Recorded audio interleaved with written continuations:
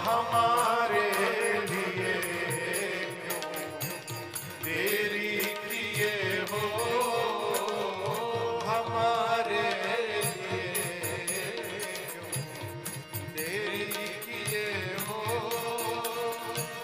घड़ी का अजामिल वो पल भर में तारे, अगर नाथ देखोगे अवगुण हमारे, अगर नाथ देखोगे अवगुण हमारे, तो हम कैसे भाव से लगेंगे किनारे, अगर नाथ देखोगे अवगुण हमारे, अगर नाथ देखोगे, अगर नाथ देखोगे, अगर नाथ देखोगे अवगुण हमारे, तो हम कैसे भाव से लगेंगे किनारे, अगर नाथ देखो। भगवान दोष नहीं देखते।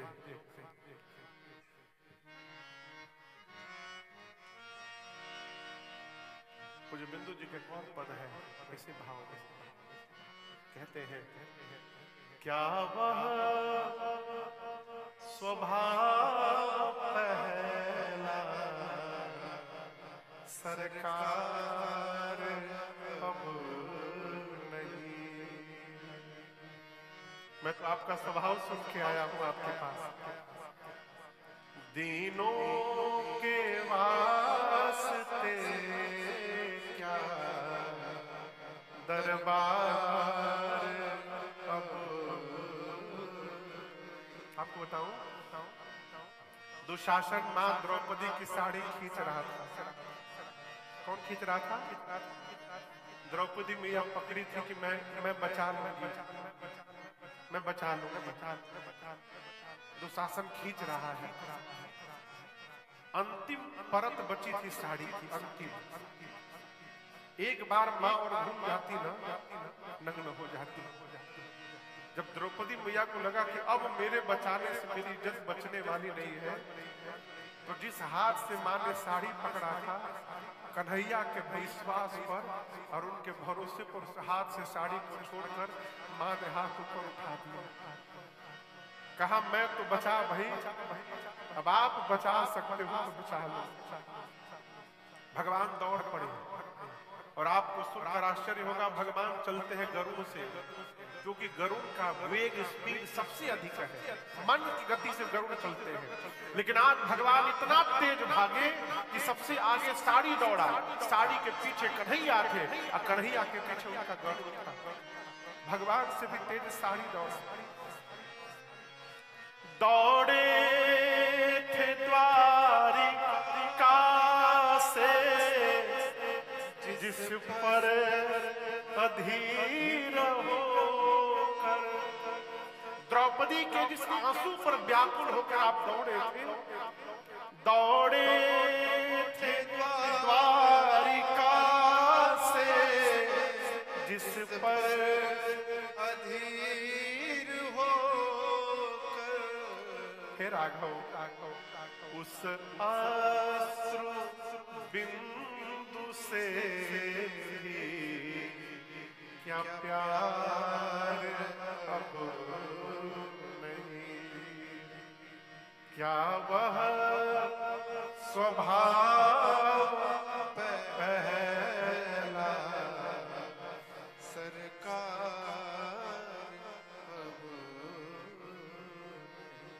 श्रीमान जी कहते हैं, विभीषण जी, असमय अधम सखा मोह पर रघुबीर कीन्ही कृपा सुमेरी गुण भरे बिलोचन नीर। मेरे जैसे अधम पर भगवान की कृपा हो गई तो विभीषण जी आप पर अवश्य कृपा की वर्षा होगी, विश्वास में रहिए आप। सीता मैया का पता पूछकर और वही सूक्ष्म रूप धारण करके श्रीमान जी मसक जैसा रूप धारण करके जिस वृक्ष के नीचे मेरी माँ बैठी थी ऊपर पत्तों के पीछे छिप के हनुमान जी बैठ गए। तरु पर पल्लव महरहा लुकाई करई विचार करम का भाई। रावण आया उसी समय और मेरी माँ को अनेक प्रकार से डराया धमकाया। रावण ने कहा 1 महीने के भीतर मेरी बात नहीं मानोगी सीता, यदि मुझे देखा नहीं तुमने इस चंद्रहास खड्ग से सर को धड़ से काट दूंगा, अलग कर दूंगा। डरा कर गया रावण। रावण के जाने के बाद मां की सेवा में जो मेन राक्षसी थी जिसका नाम था त्रिजटा, क्या नाम था? त्रिजटा जी ने सभी छोटी छोटी राक्षसियों से कहा इधर सुनो, रावण जो बोला उसको भूल जाओ, अब मैं जो बोल रही हूं उसको ध्यान से सुनो। मैंने सपना देखा है, सपने बानर लंका जारी, सपने बानर लंका जारी, जातु धान सेना सब मारी, जातु धान सेना सब मारी, खर आरूढ़ नगन 10 सीसा, खर आरूढ़ नगन 10 सीसा, मुंडित सिर खंडित भुज बीसा, मुंडित सिर खंडित भुज बीसा, एहि विधि सो दक्षिण दिशि जाए, एहि विधि सो दक्षिण दिशि जाए, लंका मनहु विभीषण पाई, लंका मनहु विभीषण पाई, लंका मनहु विभीषण पाई, लंका मनहु विभीषण पाई। त्रिष्टा जी ने कहा मैंने भोर में अर्ली इन द मॉर्निंग मैंने सपना देखा। क्या देखा? एक बानर आ गया है लंका में, पूरी लंका का बाग उजाड़ दिया, आग लगा दिया, राक्षसों को मार दिया, रावण की 20 भुजाएं कट गई, 10 सिर मुंडित हो गए, रावण नंगा होके गधे पर बैठकर दक्षिण दिशा में चला गया, यानी मर गया। लंका के राजा विभीषण बन गए। पूरी लंका में राम जी की नाम की जय जयकार हो रही है। ये सपना कितने दिन में सत्य होगा? हो ही सत्य गए दिन 4 दिन में नहीं, लगता है 4 दिन में। दिनचारी, दिनचारी यानी दिन में जो चलते हैं। आकाश में दिन में कौन चलता है? सूर्य भगवान। जैसे सूर्य भगवान रात को जाएंगे, आज ही रात में सपना सही होने वाला है। हनुमान जी सोचे हमको तो राम जी बोले केवल सीता जी का पता लगा के आना। जामवंत जी भी एक ही काम बोले थे। ये कह रही है बानर ने लंका में आग लगा दिया, राक्षसों को मार दिया। हनुमान जी सोचे लगता है मेरे आने के बाद सारा शेड्यूल अपडेट हुआ। बोले कोई बात नहीं, हम सब करके आएंगे। पूरा दिन बिता, रात को सीता मैया इतनी व्याकुल की अग्नि मांगती है शरीर जलाने के लिए।